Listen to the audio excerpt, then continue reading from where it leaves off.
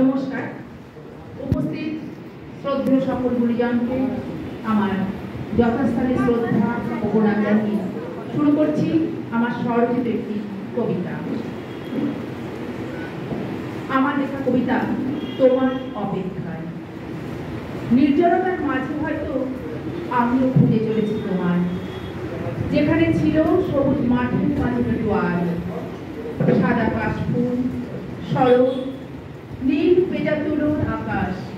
বড্ড ভালোবাসতাম আমি, ভালোবাসতাম শিউলির গন্ধ, ভোরের শিশির, পদ্ম পাতার জলবিন্দু। জানি না সে সবার ছুটে পারবো কিনা। শুধু পরন্ত বিকেলে সূর্য যখন অস্তাচলে যায়, আমি ওই রক্তিম আভার দিকে চেয়ে থাকি এক দৃষ্টিতে, আর মনে পড়ে যায় সেই স্মৃতি, সেই শেষ লগ্নে পূর্ণিমার নির্মল জ্যোৎস্নায় যেদিন তোমার আমার শেষ দেখা হয়েছিল। সেই সময়টাকে আজও আমি ছুটে চাই, নিজের কাছে ধরে রাখতে চাই বেশ কিছুক্ষণ।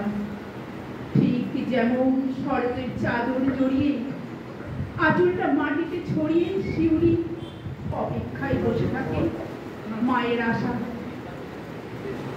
আগমনী পদধ্বনি শোনবার জন্য।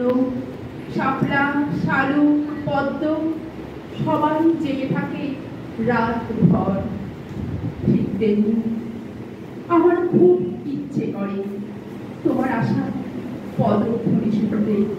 ইচ্ছে করে ভোরের কুয়াশা হয়ে তোমার আসতে পৃষ্ঠে জড়িয়ে ধরতে।